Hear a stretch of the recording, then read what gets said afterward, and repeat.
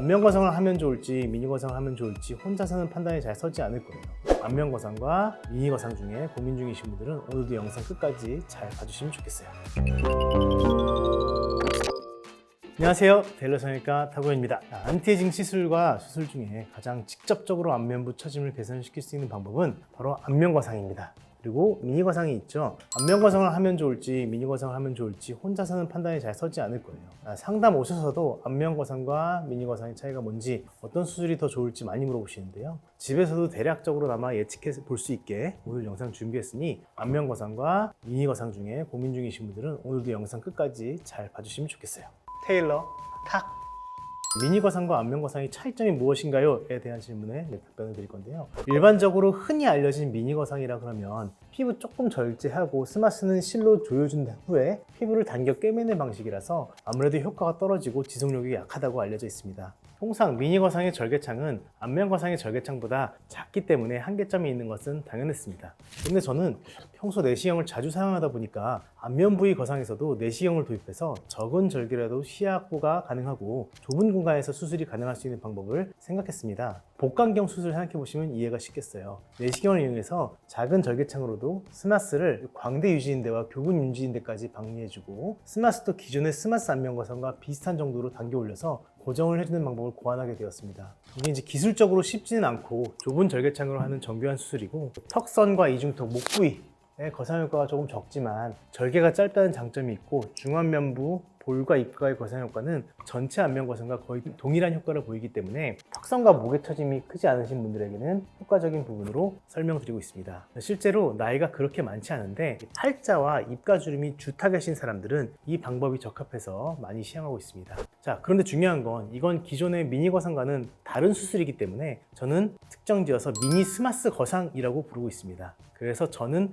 미니 거상은 하지 않고 있고요. 미니 스마스 거상과 안면 스마스 거상 두 가지 수술을 하고 있습니다. 이 두 수술의 차이점은 크게는 절개 길이와 방리 범위의 차이입니다. 그래서 잠깐 그림을 보면 설명을 드리자면 우리가 아주 적은 형태의 미니 거상입니다. 절개창이 매우 작은 형태인데 이 형태는 사실 피부를 절제할 수 있는 양도 거의 없기 때문에 효과면에서 봤을 때 매우 제한적이라고 볼 수 있고요. 우리가 전체 안면 거상, 전체 절개 안면 거상은 일반적으로 관자부터 시작해서 귓볼을 돌아서 헤어라인 뒤쪽으로 돌아가는 이런 형태의 절개를 하게 됩니다. 이게 고식적인 절개 스마스 거상이라고 얘기하는 거고, 거기서 변형을 시켜서 귓볼을 돌아가지 않고 귀 연골까지만 끝나게끔 디자인을 한 다음에 이 위에서 절개를 들어가고 나머지 볼 쪽에서 스마스를 동일하게 들어 올리는 방식을 테일러 미니 스마스 거상이라고 얘기를 하고 있습니다. 그림판을 보면서 조금 더 설명을 드리면 우리가 일반적인 고식적인 형태의 절개 안면 거상은 이렇게 귓볼을 돌아서 헤어라인까지 뒤로 가게 되죠. 그래서 전체 얼굴과 목까지 턱선을 포함한 목까지 모두 방리를 해서 올리는 방식이고, 스마스 드는 방식도 이렇게 해서 스마스를 턱 아래쪽까지 이제 스마스를 방리해 주게 되는데, 미니 스마스 거상은 그 중에서 대략 3분의 1 정도의 절개를 이용하는 겁니다. 앞쪽에서만 절개를 하고 귓볼을 돌아가지 않습니다.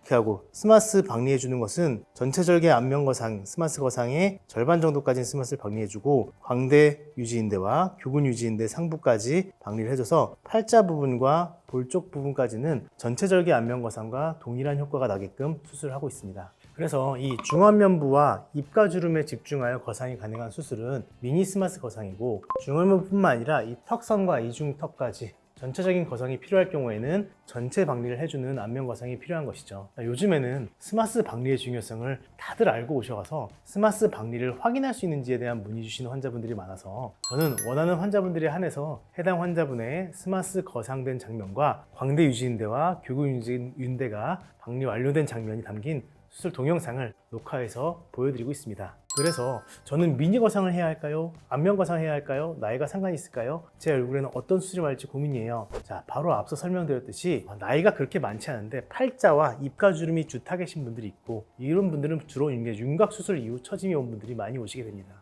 물론 당연히 어떤 수술이 필요할지 내원하여 정확한 상담이 필요한 부분이지만, 대략적으로나마 미니 스마스 거상이 필요할지 안면 스마스 거상이 필요할지 자가 진단해 볼 수 있는 방법을 알려드릴게요. 팔자와 입가에 볼처짐이 신경 쓰이는데, 이 귓볼 앞에서 턱선 피부를 꼬집어 보았을 때 2cm 이하로만 잡힌다면 미니 스마스 거상을 권해드리고요. 3cm가 넘게 잡힌다면 전체 안면 스마스 거상이 더 적합한 수술이라고 볼 수 있겠습니다. 그리고 또 다른 방법으로는 이 귀 바로 앞에서 귀 요 바로 앞에서 피부를 이렇게 당겨 보았을 때 이 정도로만 개선이 나는 만족할 수 있겠다라는 분들은 미니 스마스 거상에 적합할 수 있겠고요. 귀에서부터 3-4cm 아래쪽으로 내려와서 당겨야지 이 정도는 돼야지 내가 만족할 수 있겠다 하시는 분들은 안면 스마스 거상이 더 적합하다고 볼 수 있습니다. 가장 정확한 방법은 내원에서 저랑 직접 진찰을 받아보시는 것이겠죠.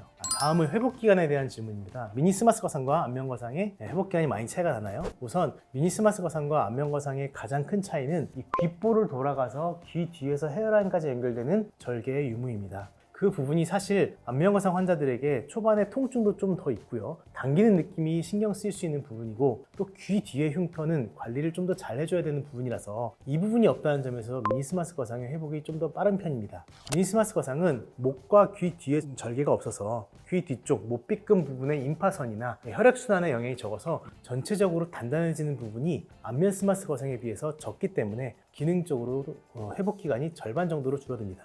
안면 스마스 거상의 경우는 볼부터 턱선, 목 부위와 귀 뒤까지 2-3개월 정도는 단단하게 느껴지는데 미니 스마스 거상의 경우에는 주로 볼과 턱선 바로 위까지만 단단하게 뭉쳤다가 풀리게 됩니다.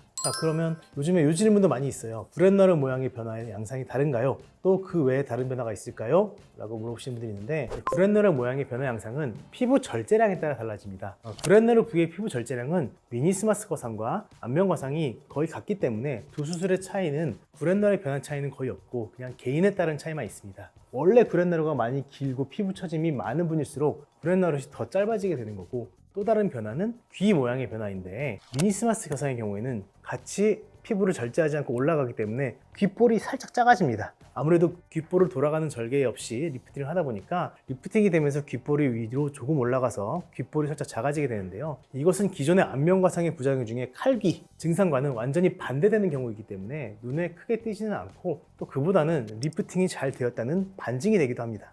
그러면 조직 처짐 정도 외에도 미니 거상과 안면 거상 결정에 고려할 만한 요소가 또 있을까요? 우선 저는 처짐의 정도와 범위를 보고 미니 스마스 거상과 안면 스마스 거상 중에 더 적합한 수술을 말씀드리게 됩니다. 그 외에 고려할 요소는 딱히 없고 환자분의 결정이겠지만 가끔 환자분들 중에 나는 턱선에서의 효과가 안면 거상보다 적어도 괜찮으니 그래도 나는 미니 스마스 거상만 하고 싶어요 라고 하시는 분들이 있습니다. 이것은 쌍꺼풀도 나는 눈꺼풀 처짐이 좀 남아도 좋으니 무조건 절개가 아닌 매몰로 해주세요 하시는 분들에 있는 것처럼 회복에 대한 염려로 인해서 더 적합한 수술이 아닐지라도 개인이 선택하게 되는 경우도 있는 것 같습니다. 그래서 이런 경우는 원래 전체 안면 스마스 거상을 해야 효과가 더 좋지만 개인의 선택이니 안면 스마스 거상보다 턱선과 턱 밑에서 효과가 부족할 수 있음을 충분히 설명드리고 환자분이 원하시는 미니 스마스 거상을 진행하는 경우도 간혹 있습니다. 테일러 탁! 자, 오늘은 제가 시행하고 있는 미니 스마스 거상과 안면 스마스 거상의 차이에 대해 간략하게 설명드리는 시간이었습니다.